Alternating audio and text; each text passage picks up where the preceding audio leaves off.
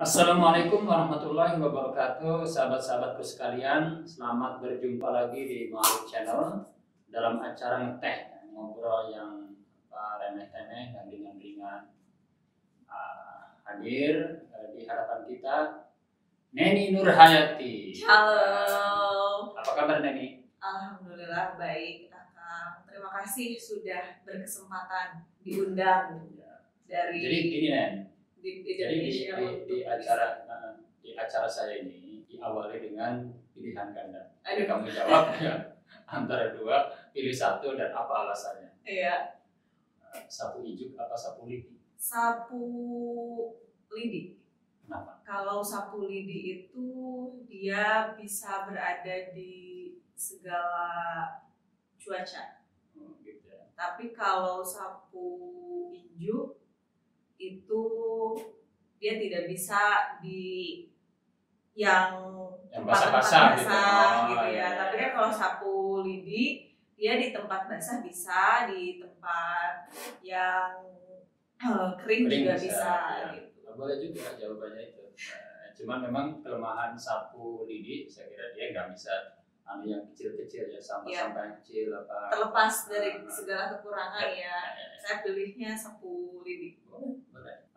Teman-teman sekalian, ini Neni Nurhayati ini dia masih muda, cantik, tapi dia sudah menjadi direktur eksekutif dan berapa lama? Direktur eksekutif DIP itu. DIP itu Demokrasi and Demokrasi and Electoral Empowerment Partnership Indonesia. Jadi kepemiluan ya? Ya, yang bergerak di bidang kepemiluan, demokrasi dan politik. Nah, itu memang passionnya di situ ya? Sebenarnya kalau bicara passionnya di sana itu baru ketahuan sejak saya bukan di dunia aktivis malah ya. Dulu kan saya tuh pernah menjadi tim asistensi di Bawaslu gitu ya, di Badan Pengawas Pemilihan Umum. Nah, saya melihat kok ini asyik juga gitu ya, ada pekerjaan menantang lah ya, yang kemudian dihadapi polemik dan dinamika di setiap tahapan-tahapan pemilu penyelenggaraan. Nah, dari sana tuh kan saya lama ya Kang ya, sekitar 4-5 tahun. Nah, itu tahun berapa itu? Mulai dari tahun 2014, kemudian 2015. Itu masih mahasiswa. Itu sudah lulus S1. Neni itu S1-nya di mana sih? Atau gini deh, cerita Neni lahir di mana, terus sekolahnya apa? Neni lahir kan di. Sahabat-sahabat kita kan pengen tahu juga. Iya, Neni lahir di Tasikmalaya. Orang Tasik. Sami Jawa Barat lainnya. Satu kampung sama Roma Irama. Epitamala. Satu kampung ya. Makanya saya agak berkumis kan Kang. Karena ciri khas perempuan Tasikmalaya kali ya. Masih kalah sama Iis Dahlia kalau soal kumis. Oh iya, Iis Dahlia betul. Indramayu kampung saya. Bukan Epitamala, maksudnya Iis Dahlia. Iis Dahlia itu Indramayu kalau Iis Dahlia. Banyak kumisnya kan, lebih banyak ya. Nah, kok ngomongin Iis Dahlia? Ya Kang tadi yang memulai. Jadi lahir di Tasikmalaya. Lalu saya sebenarnya sekolah tuh dulu SD sempat di Bandung. SD di Bandung. Ikut orang tua apa? Dulu orang tua di Bandung sampai kelas 4, kelas 5, kelas 6 tuh pindah di Tasik ya. Terus SMP saya pindah lagi ke Bandung. Jadi sejak kecil sudah mobile ya? Ya, kalau sejak SMP tuh udah bisa sama orang tua. Jadi kan mondok di asrama gitu ya. Di mana? Dulu saya di pesantren Muhammadiyah Kota Bandung. Pimpinannya Pak Adam Hambali. Nah, saya sebenarnya sempat tinggal di panti asuhan juga Kang. Di sana tuh ada namanya Panti Asuhan Harapan Umat. Saya di sana sempat. Tapi nggak salah. Nah, ini kan punya orang tua dan orang tuanya kan bukan orang tua yang miskin gitu. Enggak, sebenarnya orang tuaku tuh ya agak kurang berada lah Kang. Tapi saya punya keinginan kuat untuk bisa bersekolah gitu ceritanya. Cuman memang sejak SMP juga saya dapat beasiswa ya.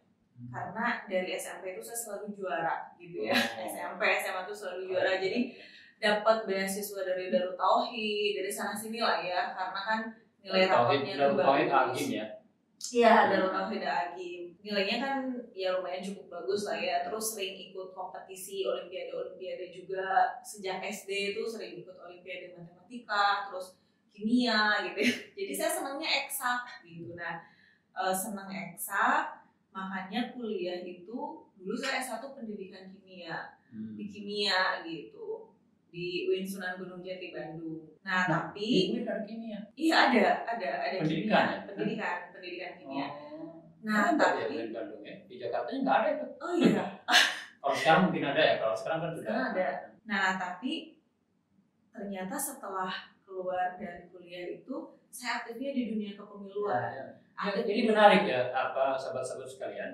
Jadi kuliahnya di kimia, terus sekarang banyak aktif di dunia kepemiluan.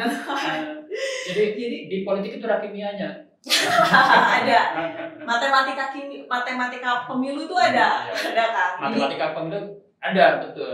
Tapi kalau kimia masih nyambung dengan logistik. Logistik pemilu. Atau ngitung-ngitung daftar pemilih kan. Nah, jadi ceritanya setelah kelar kuliah S1 itu saya aktif banget ya di dunia kepemiluan itu karena menantang ya ternyata. Dan itu sebenarnya saya diajak oleh saya selalu bilang beliau itu anaknya ayah angkat saya gitu kan. Jadi saya itu deket banget sama dulu kepala asrama itu ya. Sekarang udah wafat. Nah, deket juga dengan anak-anaknya itu yang senang di dunia politik. Akhirnya dulu saya masuk ke Ikatan Pelajar Muhammadiyah waktu saya tuh masih SMP gitu. SMP tuh udah aktif di IPM, terus jadi ketua cabang. Itu tahun 2006. Aktif di ketua saudaraku. jadi ketua cabang terus ya daerah wilayah gitu kan. Nah, sampai pada akhirnya ternyata passion saya itu senangnya tuh di dunia politik gitu ya, menganalisis. Kayak saya juga kan sering nulis kan, jadi sering nulis di beberapa media. Mungkin ya Kang Ohim sering membaca beberapa tulisan-tulisan saya menyangkut politik, demokrasi, lalu kemudian komunikasi juga karena kan ngambilnya studi lanjutnya di komunikasi.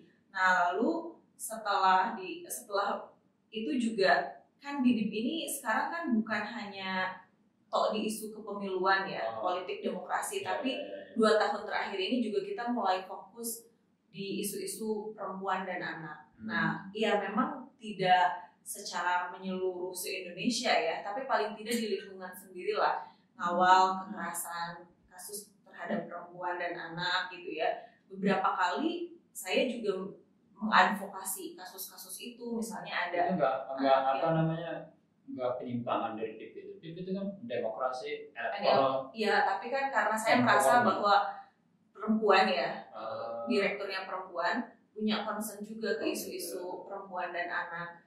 Ya memang tidak semendalam yang khusus karena kan kita juga tetap ya, di ini kan selalu ada yang namanya kursi kan. Kursus Kepemiluan dan Demokrasi. Itu diselenggarakan oleh 27 kabupaten kota seprovinsi Jawa Barat. Nah, di setiap kabupaten kota itu selalu mengadakan kursi. Teman-teman di kabupaten kota itu ada yang mereka melakukan sosialisasi, turun ke sekolah-sekolah, SMA, seperti itu. Bekerja sama dengan penyelenggara pemilu setempat ya, KPU, Bawaslu.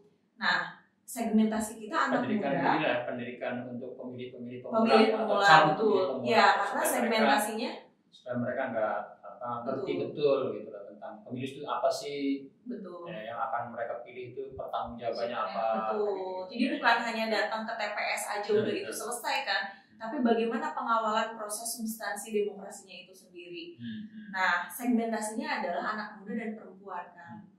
Kenapa anak muda dan perempuan? Karena kita melihat bahwa perempuan dan anak muda ini literasinya masih harus terus ditingkatkan gitu ya kan. Kita tahu ya dari pemilu ke pemilu itu ya kita tahu selalu menyuarakan soal inklusivitas pemilihan, dan yang menjadi kelompok rentan itu kan perempuan. Nah, ini kan kelompok anak-anak muda itu kan kadang-kadang banyak mereka nggak mau nih bicara yang rumit-rumit, terus mereka rata-rata apatis dengan politik. Iya. Itu gimana cara membangkitkan supaya mereka aware, kan?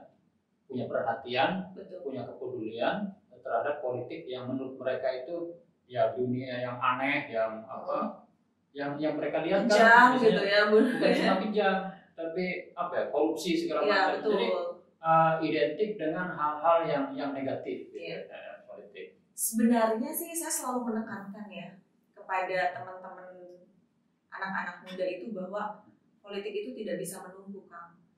Maksudnya? Dengan atau tanpa kita, politik itu akan terus berjalan. Jadi anak muda itu diberikan dua pilihan. Enggak, ini politik tidak bisa menunggu, ini menarik ini. Ini maksudnya apa? Mau menunggu ya, apa? karena begini, Kang. Politik itu dengan kehadiran atau tanpa kita itu akan terus maju dan berjalan gitu. Jadi anak muda ini kita mau tidak mau harus mengambil pilihan. Kalau kata filosof John Locke itu kan manusia itu diberikan kebebasan untuk memilih gitu ya. Hanya ada dua pilihan untuk anak muda, Kang. Diam atau bergerak.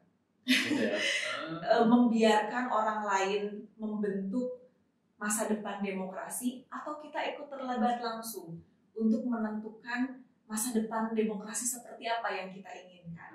Saya selalu menekankan seperti itu. Jadi pilihan itu harus kita ambil. Dan itu pilihan itu tidak membuat anak-anak muda kemudian menjadi pragmatis gitu. Saya pikir sih selama ini teman-teman DIP mengawal di bawah begitu ya, di daerah-daerah tidak, Kang. Justru malah mereka itu antusias ingin ikut terlibat berpartisipasi aktif. Berpartisipasi aktif di sini bukan hanya pada datang ke TPS, hanya untuk menunaikan kewajiban mereka begitu ya, tetapi bagaimana tanggung jawab pemilih itu sendiri terhadap publik gitu. Nah, mengawal itu bukan hanya pada 5 tahunan hajat elektoral itu kan diomongkan memang sederhana, tapi bagaimana pasca. Tapi prosesnya kan rumit gitu untuk meyakinkan anak-anak muda itu. Sebetulnya tergantung sih. Jadi mungkin ada ini ya, mungkin DIP memakai metode-metode yang dengan fasilitator yang menarik atau bagaimana gitu, dengan simulasi-simulasi kayak begitu ya. Saya pikir sih semua butuh proses ya.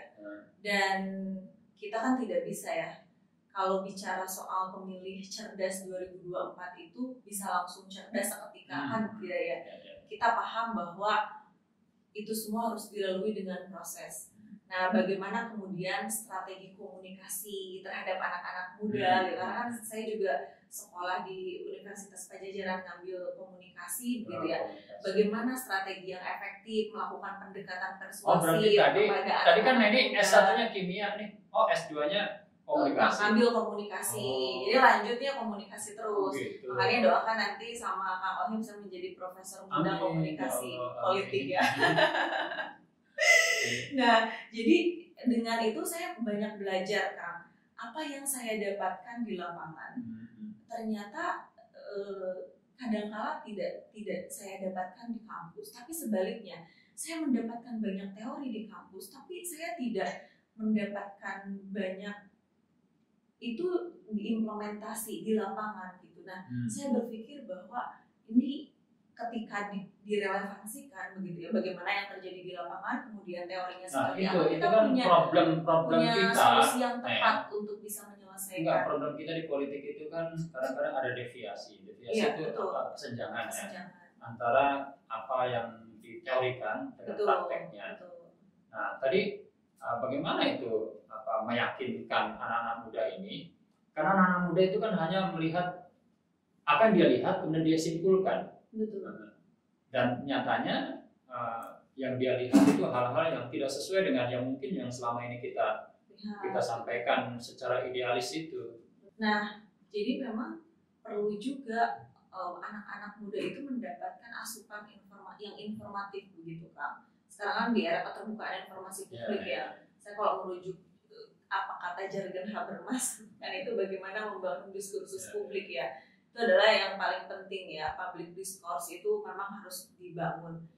Nah, di samping memang tentu ada banyak tantangan ya. Saya sih tidak menyebut bahwa ini problem yang tidak bisa diselesaikan, tapi ini tantangan untuk kita gitu. Bisa nggak kita memberikan solusi konkret begitu ya. Terus apa selama ini yang dilakukan itu ya, itu katakanlah pendidikan politik untuk anak muda, pemilih pemula, bahkan mungkin calon pemilih pemula.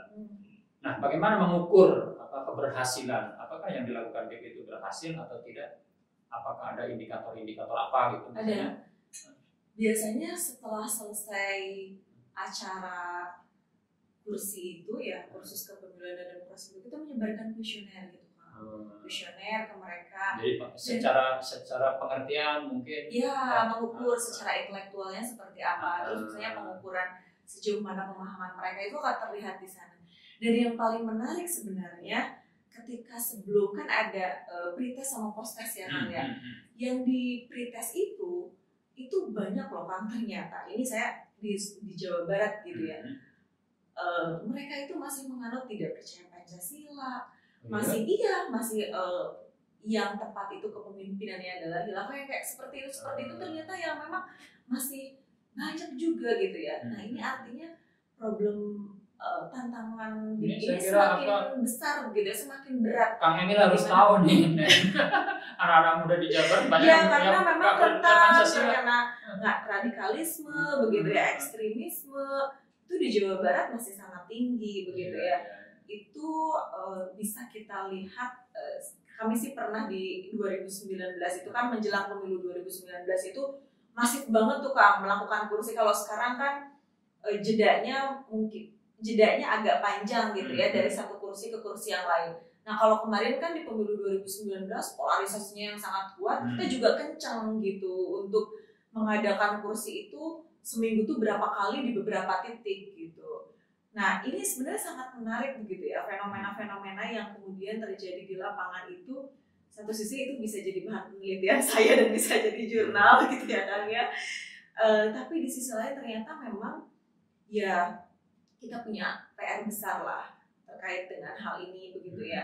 Bagaimana sebenarnya demokrasi kita juga yang liberal itu juga semakin menguat begitu ya. Bagaimana kebebasan berpendapat, lalu kemudian berekspresi dan lain sebagainya itu masih menjadi problem yang kemudian pada akhirnya mau tidak mau kita harus bergerak, harus turun langsung nih ke lapangan. Ya, Gak boleh ini kita kan memang menunggu begitu ya. Pada saat demokrasi itu kan ya memang dalam teori-teori demokrasi kan indah sekali ya. Betul. Tapi ketika dipraktekkan kemudian masih ada korupsi dan yang dibilang tadi itu terlalu liberal. Betul.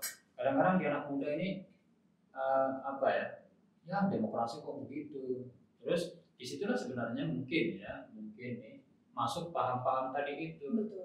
Jadi masuknya di situ, apakah memang mereka ini terlahir sudah memiliki paham seperti itu di Jawa Barat?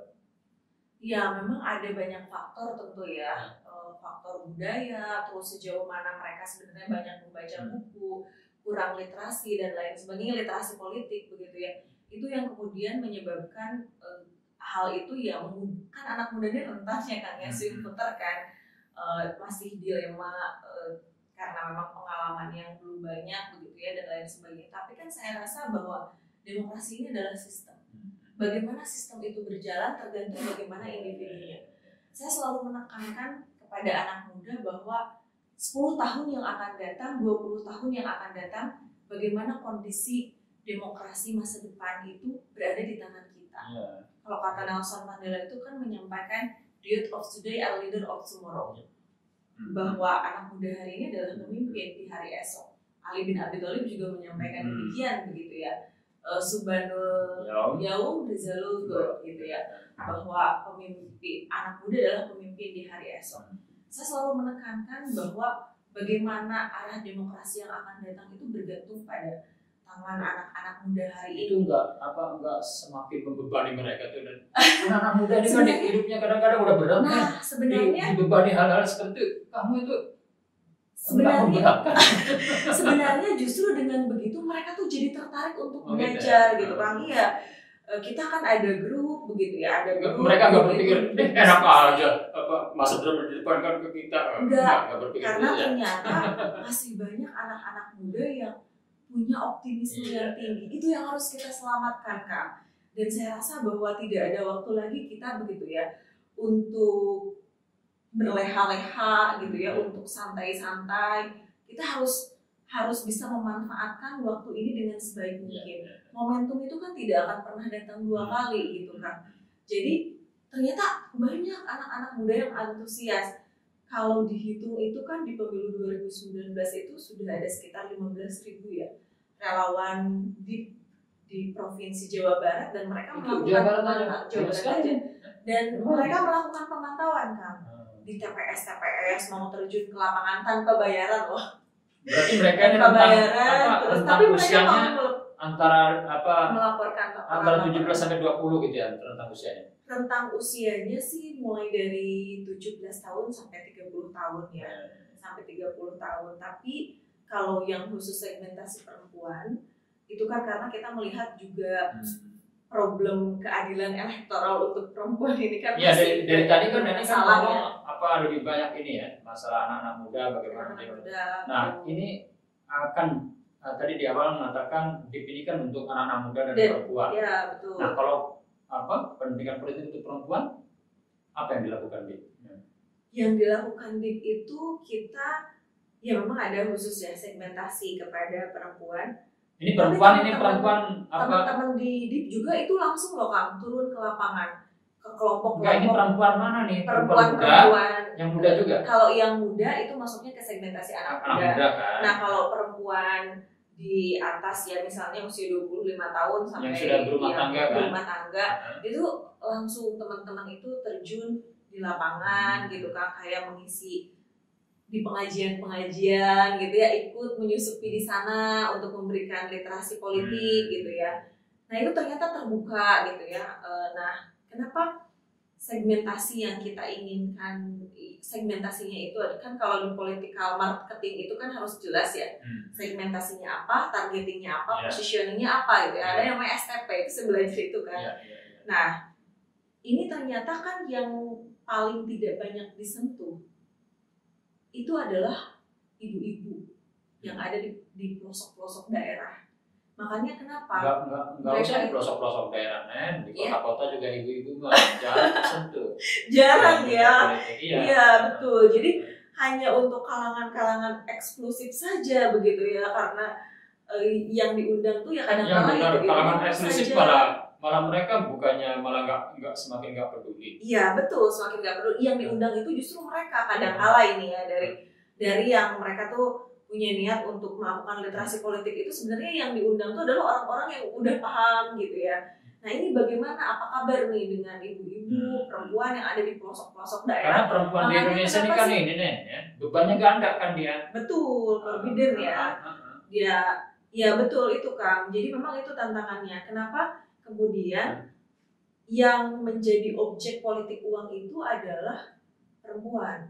Gitu ya, apalagi di pelosok-pelosok daerah, dan itu hasil dari Bawaslu Republik Indonesia itu mengungkapkan yang paling banyak dan paling rentan menerima politik uang itu adalah itu kan sudah perempuan begitu ya. Sudah menjadi tradisi ya. Betul. Dalam proses pemilu biasanya ketika seorang calon anggota DPR atau calon seorang kepala daerah kan ketika mengajak Bani Piro ditanya. Betul. Mau masih berapa?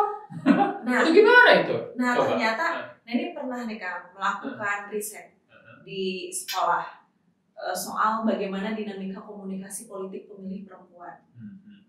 Ternyata kalau melihat dari teorinya disonansi kognitif begitu ya diturunkan, itu ternyata kaum perempuan itu sudah masuk dalam kategori, pemilih perempuan itu sudah masuk dalam kategori moral hazard. Nah, ini kan it's very dangerous gitu ya, Kang. Sangat bahaya banget untuk demokrasi ke depan itu. Nah, jadi saya rasa ini tantangan. Dan masalah pemilu, masalah demokrasi itu kan bukan hanya masalah KPU saja, Bawaslu saja, pemerintah saja. Tapi terlalu jauh ya gini. Semua, gitu ya. Ini kan kalau ibu-ibu ya, betul. Perempuan itu kan yang persoalannya kan banyak. Ada hal-hal yang unsur-unsur manusiawi yang kadang-kadang membuat mereka terpaksa, misalnya kondisi keuangan keluarga dan lain-lain. Nah, selama ini melakukan pendidikan politik terutama untuk anak-anak perempuan ini, itu ada nggak punya pengalaman yang sampai begitu mengenaskan atau sangat mengesankan atau yang mungkin sepanjang hidup Neni itu pengalaman yang apa ya, yang terenyuh atau apa gitu. Nah, ketika saya melihat ada pilkada 2017 misalnya ya di kota Tasikmalaya. Itu pilkada Jawa Barat. Iya, di Jawa Barat, kota Tasikmalaya. Itu sampai ada perempuan yang ngantri begitu untuk dilakukan klarifikasi. Karena diklarifikasi karena menerima tabung gas yang diberikan oleh salah satu calon kandidat, betul, kandidat wali kota dan wakil wali kota. Padahal perempuan itu ya karena mereka literasinya juga masih minim ya Bang ya. Siapa coba yang tahu bahwa ada regulasi di undang-undang pilkada yang menyampaikan bahwa penerima dan pemberi itu sama-sama terkena pidana? Tidak ada, mereka tuh tidak tersentuh. Regulasi itu tidak sampai begitu kepada kelompok-kelompok rentan yang ada di dalam. Makanya kan apalagi kalau definisinya itu kompleks begitu ya. Politik uang itu ternyata tidak hanya uang, tapi juga materi lainnya yang apabila dikalkulasi, kalau di pilkada itu dikalkulasi nih lebih dari 25.000 itu sudah masuk dalam kategori politik uang. Dan perbedaan antara sahabat-sahabat ini kan ada perbedaan ya antara kita ketaatan pada aturan agama dan hukum positif. Kalau hukum positif itu kalau kita nggak tahu tetap aja dihukum. Kalau di agama kan kalau nggak tahu ya dia istilahnya itu kan ada rufi al-qalam jadi dia nggak dicatat sebagai dosa. Tapi kalau di hukum positif, kalau Anda dalam wilayah Indonesia, hukum berlaku di Indonesia tidak berlaku ya. Tahu atau tidak tahu. Nah itu kan saya tuh miris banget. Ternyata ya berjejer mereka harus dilakukan klarifikasi gitu ya oleh Bawaslu setempat karena menerima tabung gas dari calon kandidat. Terus belum lagi ada yang batik. Jadi dikalkulasi itu terus itu setelah diklarifikasi ada ketahuan terus sudah dikembalikan atau gimana? Ya pada dikembalikan pada akhirnya karena mereka itu ya pada belum paham begitu ya tidak tahu kalau misalnya ada materi lainnya itu apa sih gitu ya. Ternyata materi lainnya apabila dikalkulasi itu melebihi 25.000 itu juga sudah masuk kategori politik uang tapi dalam bentuk lainnya. Jadi politik uang itu bukan hanya dalam bentuk uang. Nah ini kan mereka itu tidak pernah terpapar sama sekali regulasi hal ini. Saya tuh membayangkan ya banyak ternyata korban gitu ya. Makanya kita selalu mendorong bagaimana keadilan elektoral itu ya atau electoral justice untuk perempuan. Bukan hanya perempuan di penyelenggara pemilu saja dan peserta pemilu saja, tapi perempuan sebagai pemilih pun demikian. Nah, ini kan tugas kepemimpinan kan berat sekali. Berat. Ini kan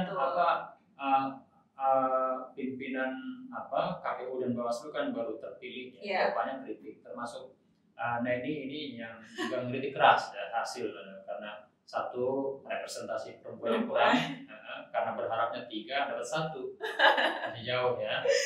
Sangat ironis sekali begitu ya, tidak memenuhi aturan yang mungkin tidak sesuai lah pokoknya dengan harapan-harapan.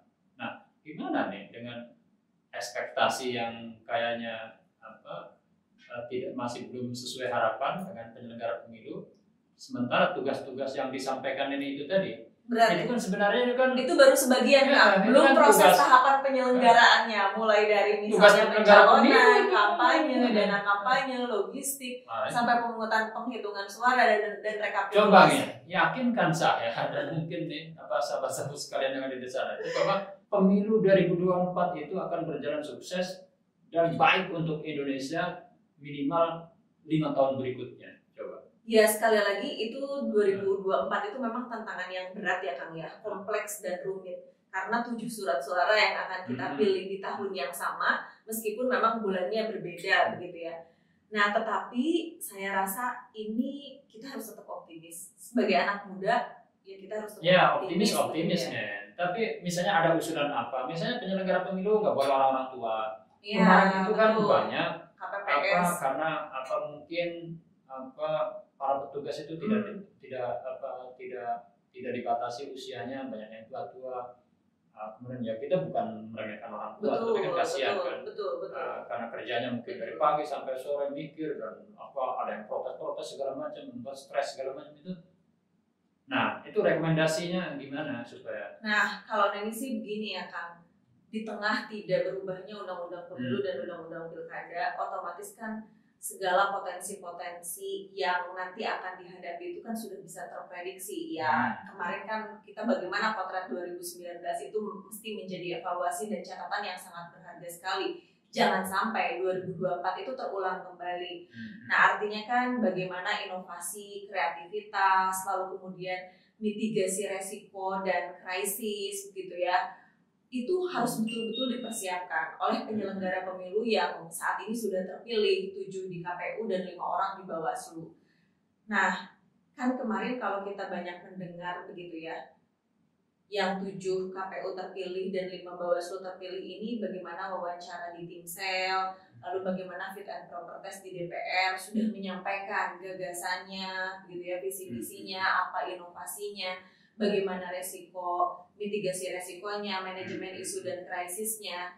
Semoga itu bukan hanya wacana belaka, tetapi bagaimana kemudian hal-hal itu bisa diimplementasikan dalam bentuk yang nyata, sehingga kemudian itu bisa meminimalisir berbagai problematika dan permasalahan yang terjadi di 2024 itu. Ada banyak ya tentu saja penyelenggara pemilu juga tidak bisa sendiri begitu ya. Tanggung jawab semua inilah, semua komponen bangsa, semua pihak begitu ya, tanpa terkecuali ini karena ini hajatan kita bersama, bukan hanya hajatan KPU Bawaslu saja atau kemudian partai politik saja, tetapi kita semua begitu. Nah, suksesnya pemilu 2024 itu ya ada di tangan kita semua. Kalau kata proklamasi Bakti itu kan ada 4 hal untuk mewujudkan pemilu yang berkualitas dan berintegritas: free and fair election, electoral procedure, electoral justice, dan electoral integrity. Oke, sahabat-sahabatku sekalian, memang bicara tentang pemilu ini nggak ada habis-habisnya. Apalagi ngomongnya sama Neni, yang dia sudah tahu dari A sampai Z tentang kepemiluan. Dan masih banyak. Saya maunya ngomong-ngomong yang sederhana, tapi bicara politik kelihatannya tidak sederhana ya. Anen, ini biasanya kalau kita berakhir nih, saya akan ngasih tebakan receh. Ya, kayak apa? Kenal Giring Biji kan? Iya. Giring Biji. PSI, sekarang ketua PSI. Ketua umum PSI. Betul. Ya, bau-bauan apa yang sekarang kurang disukai atau bahkan dibenci oleh Giring? Bau politik. Bau politik ya? Enggak salah. Apa kan? Anies Baswedan. Karena ini pesaingnya gitu ya 2024. Ya, sahabat-sahabat sekalian, demikianlah obrolan kita dengan Neni Nurhayati, acara ngeteh, karena waktunya terbatas ya. Ngeteh itu ngobrol yang remeh-temeh, tapi kelihatannya tadi bukan hal yang remeh-temeh, tetapi hal-hal yang penting buat masa depan politik kita ke depan, terutama bagaimana politik dipahamkan secara baik oleh generasi muda dan kaum perempuan. Terima kasih Neni. Sama-sama Kang, terima kasih juga sudah diberikan kesempatan untuk mengisi podcast di Mari Channel. Mudah-mudahan apa yang kita lakukan pada hari ini bermanfaat, dan mohon maaf apabila ada kata-kata yang menyinggung perasaan atau bagaimana. Silakan follow dan subscribe ya kalau bisa ya. Iya, nanti disebarkan ke teman-teman DIP se-Indonesia. Terima kasih. Demikianlah acara ngeteh bersama ARG. Assalamualaikum warahmatullahi wabarakatuh.